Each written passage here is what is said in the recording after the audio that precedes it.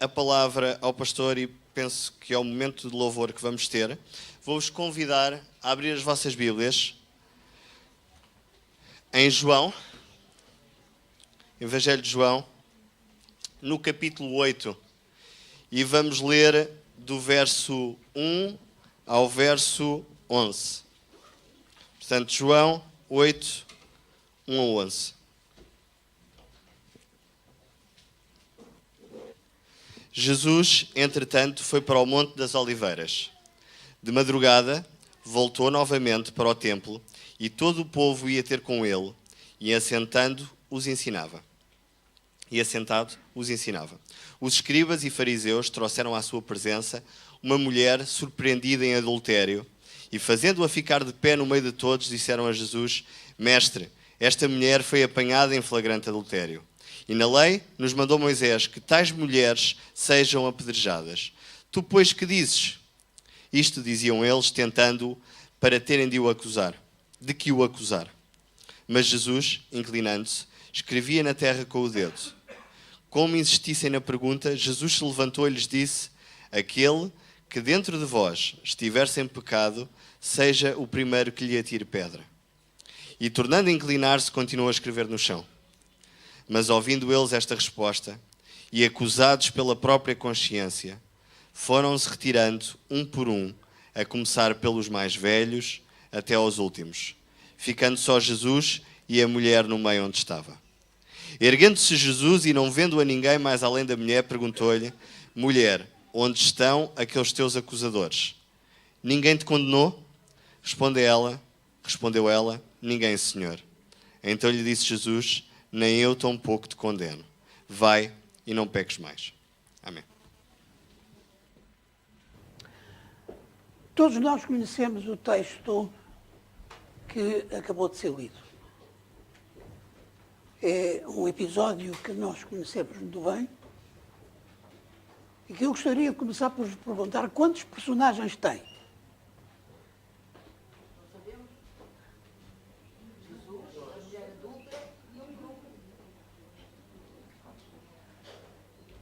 Um grupo de quê? Dos acusadores, daqueles que tinham posto a armadilha.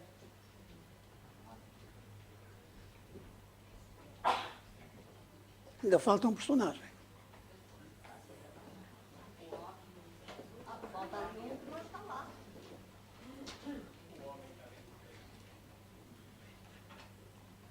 Os discípulos e os assistentes.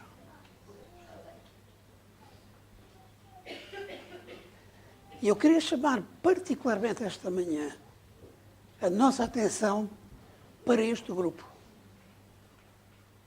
Porque cada um de nós faz parte desse grupo. Cada um de nós é um dos assistentes desta circunstância. Direis, mas eu não estava lá. É verdade, não estavam lá. Nenhum de nós. Mas todos nós podemos ser colocados em situações de alguma forma semelhantes.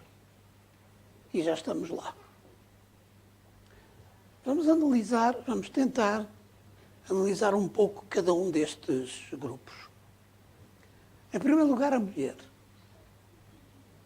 Não sabemos nada acerca desta mulher, senão este episódio.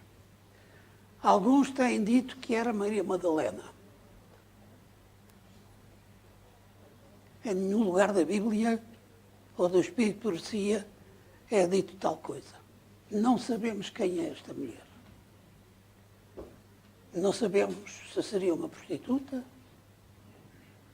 Não sabemos se seria uma mulher casada, eventualmente seria.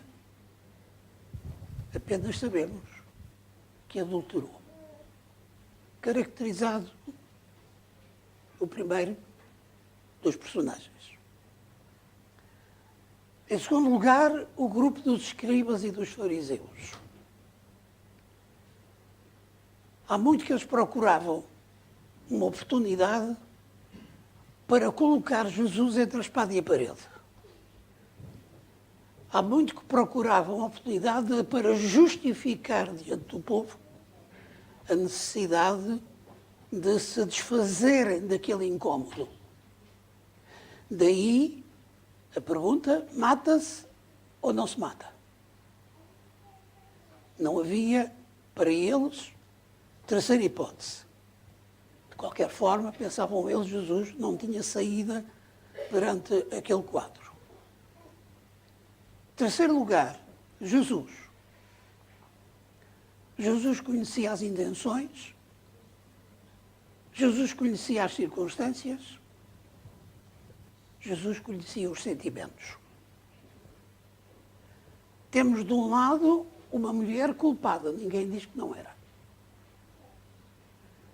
Temos do outro lado um grupo de pretensos santos. E temos do outro lado, e ainda, em terceiro lugar, Jesus, que estava conhecedor de tudo quanto se passava e quando se tinha passado. Em quarto lugar, nós tínhamos os discípulos e o povo, os assistentes. O que é que os discípulos e os assistentes daquela cena sabiam acerca daquele incidente? Nós mesmos, se estivéssemos ali, o que é que sabíamos acerca daquele incidente? Agora, notemos o papel que cada um desempenhou neste quadro. Em primeiro lugar, a mulher e os seus sentimentos. Podemos entender com que sentimentos aquela mulher se encontrava ali diante daquele tribunal. Ela sabia perfeitamente que a lei era clara ao dizer que aquele que fosse apanhado em adultério deveria ser apedrejado. E ela tinha sido apanhada em adultério.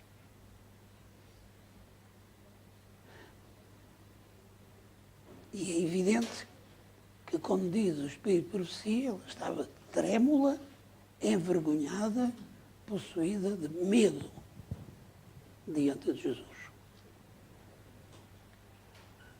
Os escribas e os fariseus tinham um objetivo bem definido. Reparem. Desejado todas as nações, página 392. A sua fingida reverência ocultava uma bem planeada conspiração para a ruína de Jesus.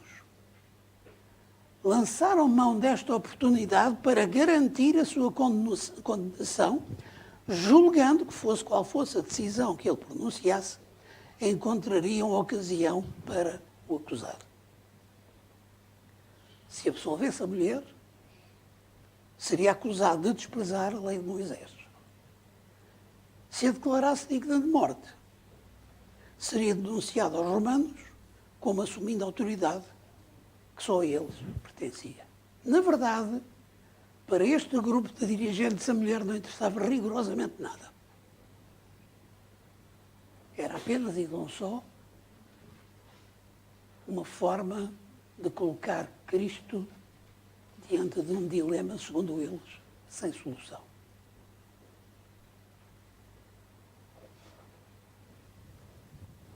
O que eles não sabiam, e já vamos falar dos sentimentos de Jesus, o que eles não sabiam é que Jesus sabia que um dos que estava ali presente como seu acusador, por interposta pessoa, por intermédio da mulher, tinha sido ele o adúltero. Porque a rede foi armada, a mulher foi encaminhada em circunstâncias para que fosse apanhada em adultério. E a lei determinava que quando alguém era apanhado em adultério, os dois deveriam comparecer perante o tribunal. E a única pessoa que tinha autoridade para mover um processo contra a mulher adúltera era o marido. E o marido não estava ali. Nem estava ali aquele adulterado, não se adultera sozinho. Nem estava ali aquele que tinha adulterado. Ou por outra. Estava, mas sem ser denunciado. Jesus sabia tudo isto. E por isso os seus sentimentos, eu leio ainda no livro Desejar Todas as Nações. Os irmãos podem, se quiserem, depois ler com atenção, o capítulo 50. Jesus contemplou a cena durante alguns momentos. A vítima de Trelmo, lei envergonhada, os mal encarados dignitários destituídos de qualquer simpatia humana. O seu espírito de imaculada pureza recuou perante o espetáculo, porque bem sabia com que fim foi levado este caso. Lia o coração, conhecia o caráter e a história de cada um dos que estavam na sua presença. Esses pretensos guardas da justiça tinham eles próprios induzido a vítima ao pecado a fim de preparar uma armadilha para Jesus. Sem dar indício de ter escutado a sua pergunta, inclinou-se, fixando no chão o olhar e começando a escrever da terra.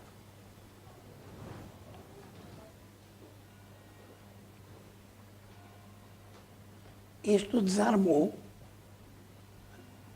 o grupo dos acusadores. Nem sim, nem não, como diria o outro, mas muito pelo contrário. E diz que começa a escrever no chão. Perante esta indiferença, vem a insistência. Mestre, afinal, o que é que tu dizes?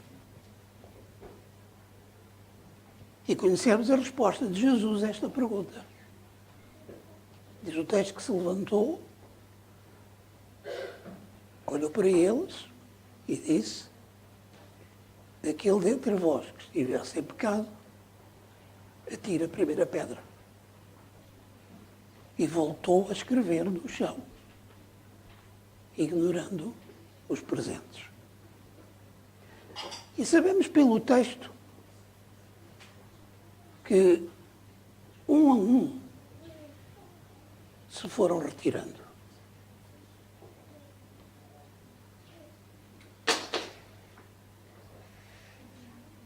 Ponhamos agora no lugar dos assistentes.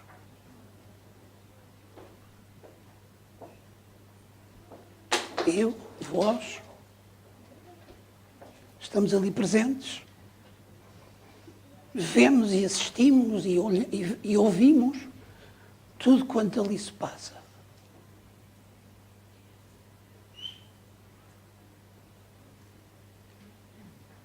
É interessante que os assistentes de qualquer situação, mesmo que a ela não tenham assistido, têm sempre opinião acerca do que se passa.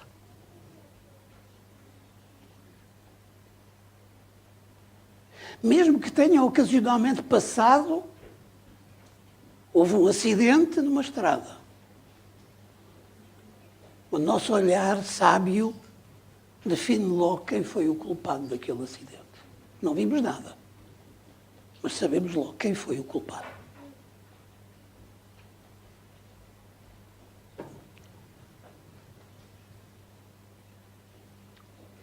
O que é que pensaríamos acerca da lei?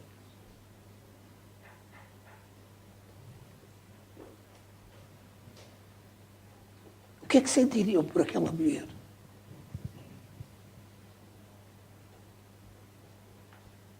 Normalmente, quando vemos alguém na mão de baixo, temos sempre uma ligeira tendência de fazer um bocadinho mais de pressão sob o prato da balança. Culpado é culpado. Não vale a pena estarmos a ignorar os factos. Se ela foi apanhada em adultério, é culpada. Portanto, a nossa tendência é colocar um bocadinho mais de pressão. Podemos não o dizer, mas interiormente colocamos. Como é que eles pensavam? Como é que nós pensaríamos que Jesus ia agir?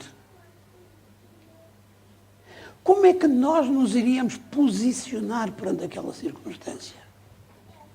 De que lado ficávamos? Do lado da lei ou contra a lei? Porque era este o dilema que era posto a Jesus. Ou estás do lado da lei ou estás contra a lei. E é bom que nós olhemos para este quadro, para este episódio, não passado há 2000 anos, mas no nosso dia-a-dia hoje. Todos nós nos vemos, por vezes, em circunstâncias com alguma semelhança com esta.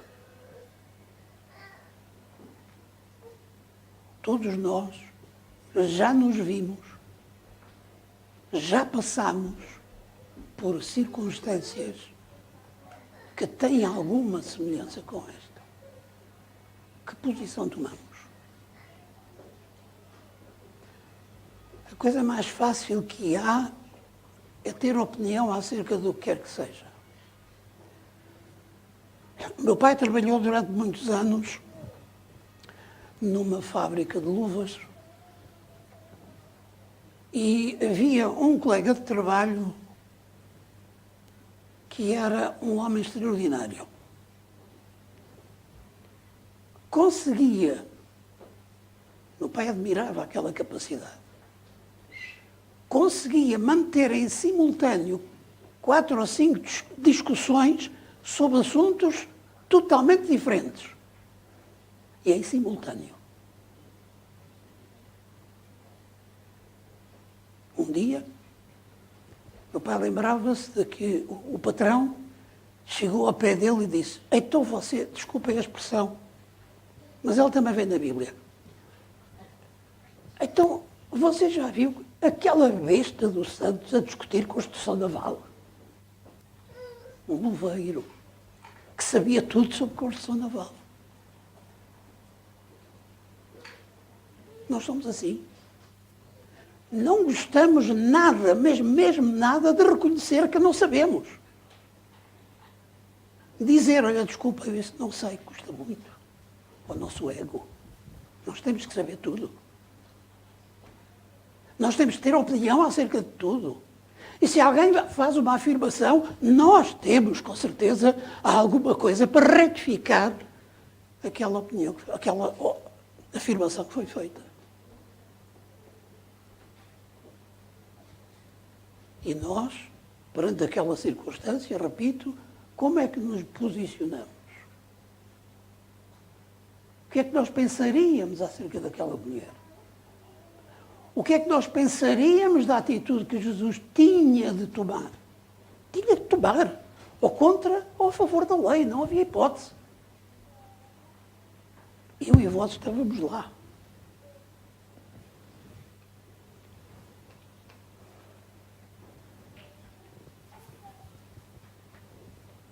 O que nós sabemos é que perante as palavras de Jesus, e eu volto a ler no Desejar de Todas as Nações, a mulher tinha-se mantido curvada, cheia de medo diante de Jesus. Às suas palavras, aquele que dentre vós está sem pecado, seja o primeiro que atire pedra contra ela, tinham soado aos seus ouvidos como uma sentença de morte. Ela sabia que era culpada. Não ousava levantar os olhos para o rosto do Salvador, mas aguardava em silêncio a sua condenação.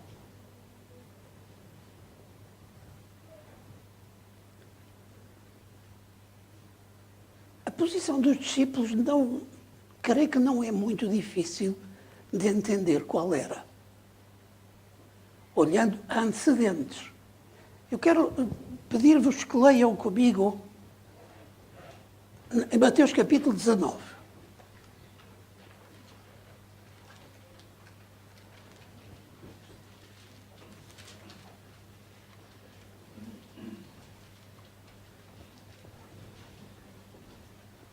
Mateus capítulo 19. Versículo 13. Trouxeram então alguns meninos para que sobre eles pusesse as mãos e orasse. Mas os discípulos os repreendiam. A noção do direito e da responsabilidade estava bem clara no espírito dos discípulos. Incomodar o mestre com crianças, onde é que já se viu? E se formos a Lucas, ao capítulo 9,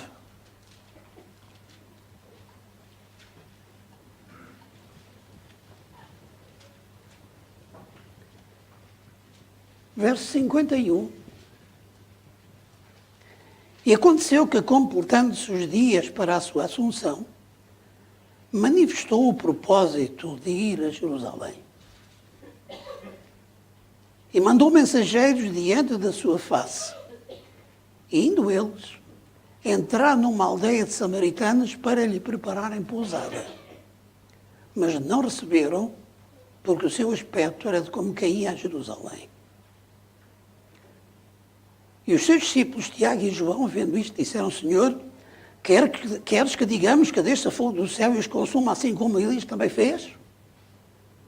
Não é muito difícil adivinhar que a posição dos discípulos naquele momento perante a mulher não andava muito longe da dos fariseus e dos publicanos.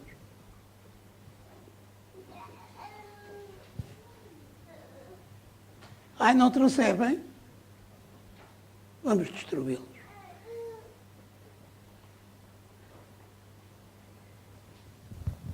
Mas essa é a posição dos discípulos. Eu continuo a questionar o que é que nós faríamos. De que lado é que nós nos posicionaríamos? É verdade que nós temos a tarefa facilitada por conhecermos o episódio. Mas tentemos imaginar-nos na situação. Tentemos imaginar-nos perante um quadro que legalmente era perfeitamente claro. A mulher foi apanhada em adultério. O que é que se há de fazer? É a lei. Embora a lei estivesse a ser contornada, mas era a lei. Permitam que eu vos leia outra vez uma citação do Espírito de Profecia que já vos li anteriormente, mas permitam-me que a leia outra vez. Jesus contemplou um momento a cena. A trêmula vítima, na sua vergonha, os mal encarados dignitários, destituídos da própria simpatia humana. O seu espírito de imaculada pureza recuou do espetáculo. Bem se sabia para que fim for levado este caso.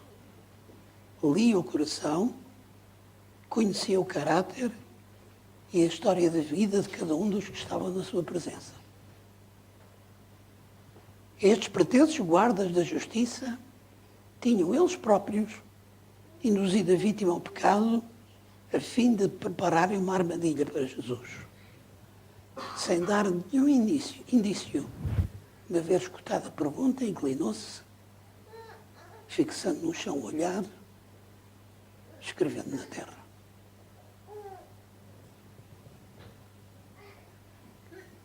Eu faço uma segunda leitura, fiz uma segunda leitura deste texto, para que tomemos bem consciência do quadro e do que isso representava para o coração de Jesus.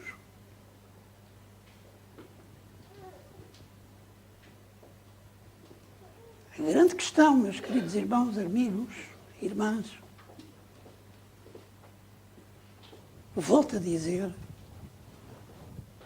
qual é a minha posição perante este quadro. O que é que nós sentimos perante um quadro tão dramático como este? Que juízo nós faríamos? Gostaria de pedir a vossa atenção, vou pedir ao estúdio que projete um pequeno vídeo, são 2 minutos.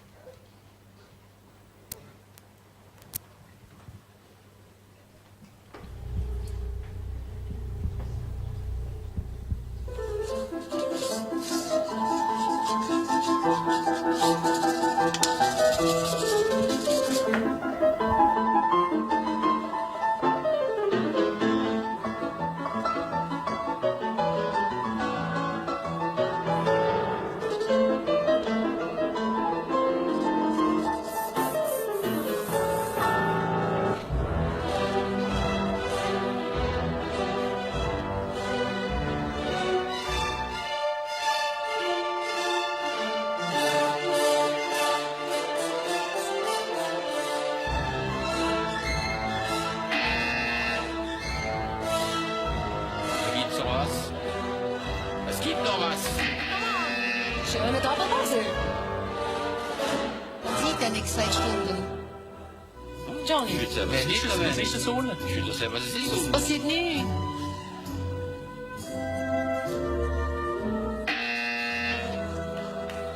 Monsieur Grenze. Er drückt nicht, weil es um ihn geht. Ah ja, ich muss doch mal drücken, oder?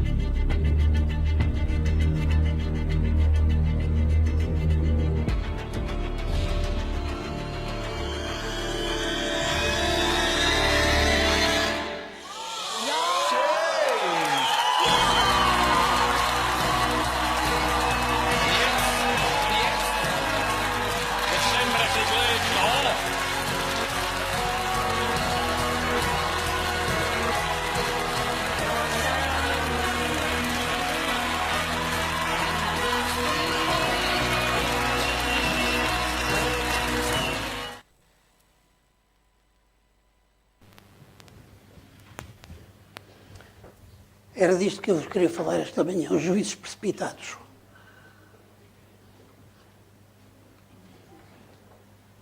Aqueles 4 juízes acharam que sabiam tudo.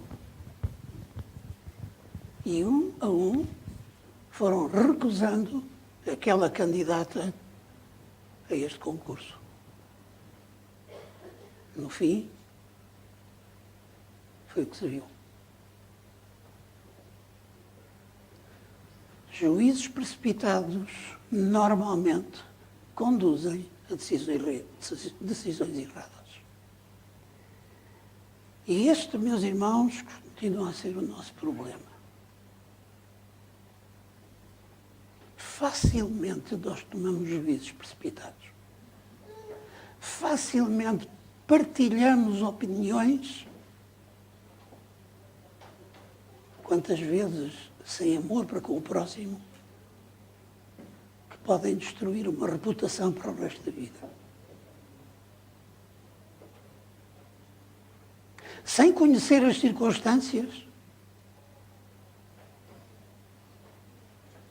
como vamos ter a coragem de julgar? Mateus capítulo 7.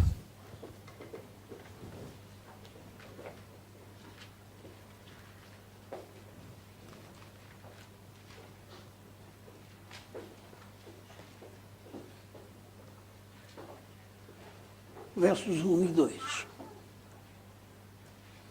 Não julgueis para que não sejais julgados,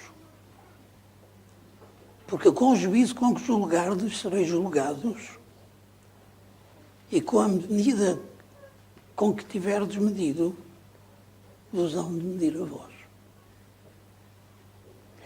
Depois em Romanos capítulo 2,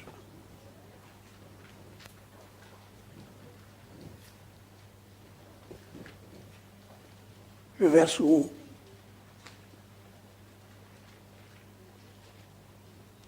Portanto, ficas sem desculpa quando julgas o homem, quem quer que seja. Porque se condenas a ti mesmo naquilo em que julgas o outro, pois tu que julgas, fazes o mesmo.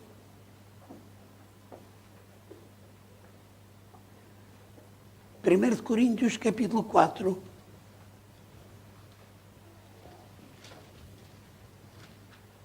Versículo 5.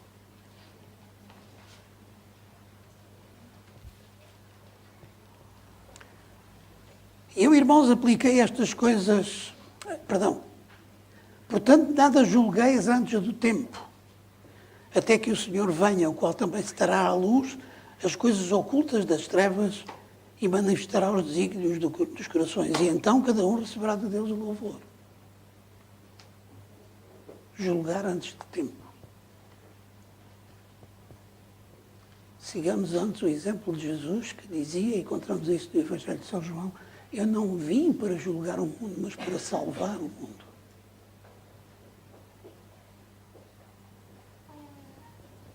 E deixem-me, quase a concluir,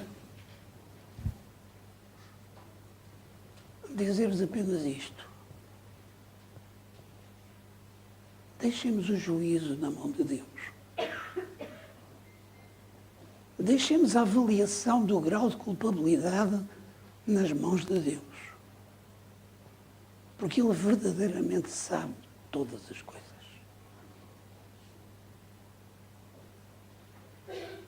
E quero concluir com uma citação que eu encontrei em 1987. Vejam lá quantos anos já foi. Umas meditações matinais. E, baseado exatamente neste episódio, o autor escreveu isto. O objetivo de Jesus era transformar aquela mulher ferida, confusa e amedrontada, em alguém que pudesse novamente caminhar entre os seus amigos sem constrangimentos. Não passou por alto o pecado daquela mulher. Primeiro, curou-a e depois morreu por ela.